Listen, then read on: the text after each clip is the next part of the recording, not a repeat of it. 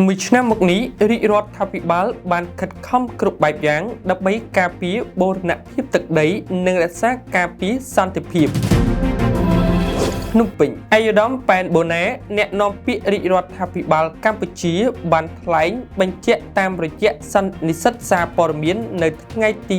28ខែឧសភាឆ្នាំ2026នេះថាគឺជាខួបគម្រប់មួយឆ្នាំគត់នៃការចាប់ផ្ដើមអធិការ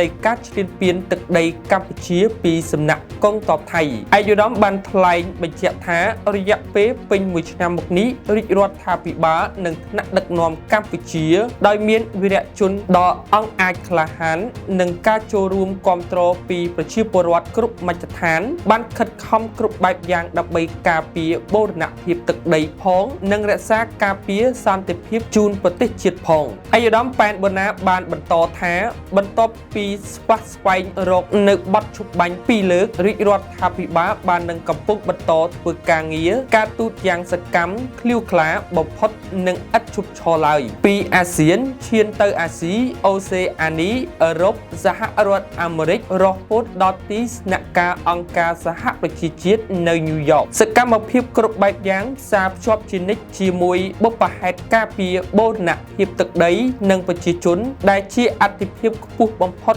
របស់រាជរដ្ឋាភិបាលឯកឧត្តមបានថ្លែងថាជាក់ស្ដែងម៉ោងនេះឯកឧត្តមឧបនាយករដ្ឋមន្ត្រីប្រាក់សុខុនរដ្ឋមន្ត្រីការបរទេសនិងសហប្រតិបត្តិការអន្តរជាតិកំពុងស្ថិតនៅឯទីក្រុងញូវយ៉កក្នុងដំណើរចូលរួមកិច្ចប្រជុំបើកចំហកម្រិតខ្ពស់របស់ក្រុមប្រឹក្សាសន្តិសុខអង្គការសហប្រជាជាតិដើម្បីបញ្ចេញសម្លេងការពារសន្តិភាពនិងបូរណភាពទឹកដីថ្លែងក្នុងកិច្ចប្រជុំកាលពីថ្ងៃទី26ខែឧសភាឆ្នាំ2026ប្រមុខការទូតកម្ពុជាបានគូសបញ្ជាក់ថាបទពិសោធន៍ផ្ទាល់របស់កម្ពុជាបានបង្ហាញឲ្យឃើញពីតួនាទីយ៉ាងសំខាន់របស់អង្គការសហប្រជាជាតិក្នុងការលើកកម្ពស់និងការថែរក្សាសន្តិភាពជាក់ស្ដែងនៅដើមទសវត្សរ៍ឆ្នាំ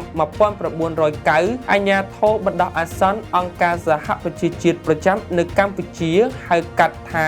UNPAC បានដើរតួនាទីយ៉ាងសំខាន់ក្នុងការគាំទ្រដល់ដំណើរការសន្តិភាពការផ្សះផ្សាជាតិនិងការស្ដារប្រទេសកម្ពុជាឡើងវិញឯកឧត្តមឧបនាយករដ្ឋមន្ត្រីប្រាក់សុខុនបានបញ្ជាក់ថាដោយធ្លាប់បានឆ្លងកាត់ការរងទុក្ខវេទនានិងចំនួនអស់ជាច្រើនទសវត្សរ៍កម្ពុជាផ្ដល់តម្លៃយ៉ាងខ្ពង់ខ្ពស់ដល់សន្តិភាពជឿជាក់យ៉ាងមុតមាំថាចំនួនទាំងឡាយត្រូវតែដោះស្រាយជាដាច់ខាតតាមរយៈការសន្ទនាការទូតការគោរពគ្នាទៅវិញទៅមកនិងការគោរពច្បាប់អន្តរជាតិក្នុងស្មារតីនេះកម្ពុជាសូមសម្ដែងនូវការដឹងគុណយ៉ាងស្មោះស្ម័គ្រចំពោះការគាំទ្ររបស់សហគមន៍អន្តរជាតិក្នុងការទាមទារឲ្យមានបទឈប់បាញ់និងការដោះស្រាយជម្លោះដោយសន្តិវិធីរវាងកម្ពុជានិងថៃដោយអនុលោមតាមច្បាប់អន្តរជាតិនិងគោលការណ៍នៃធម្មនុញ្ញអង្គការសហប្រជាជាតិឯកឧត្តមឧបនាយករដ្ឋមន្ត្រីប្រាក់សុខុនបានសង្កត់ធ្ងន់ថាព្រំដែននិងអធិបតេយ្យភាពមិនត្រូវផ្លាស់ប្ដូរដោយការប្រើកម្លាំងឬតាមរយៈការបង្កើតស្ថានភាពថ្មីលើដីជាក់ស្ដែងនោះឡើយទោះបីជាបទឈប់បាញ់ត្រូវបានបន្តរក្សាក៏ដោយកម្ពុជានៅតែមានការព្រួយបារម្ភចំពោះស្ថានភាពបច្ចុប្បន្ននៅក្នុងតំបន់ដែលកំពុងត្រូវបានទន្ទ្រានកាន់កាប់យ៉ាងជ្រៅនៅក្នុងទឹកដីកម្ពុជាហេតុដូច្នេះបទឈប់បាញ់និងកិច្ចព្រមព្រៀងសន្តិភាពរវាងប្រទេសទាំងពីរជាពិសេសសេចក្តីប្រកាសរួមថ្ងៃទី27ខែធ្នូឆ្នាំ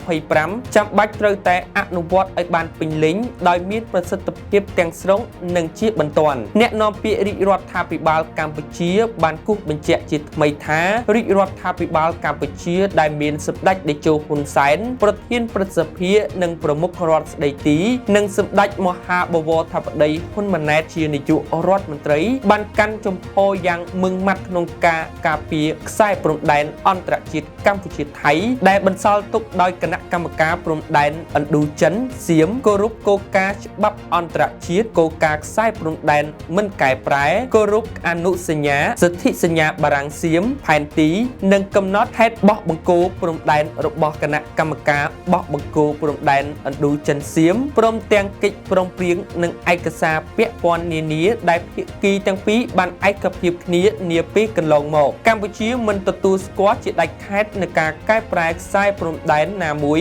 ដែលកើតចេញពីការប្រើប្រាស់កម្លាំងនិងជំរុញឲ្យមានការវាស់វែងខណ្ឌសីមាព្រំដែនជាបន្ទាន់តាមកិច្ចព្រមព្រៀង។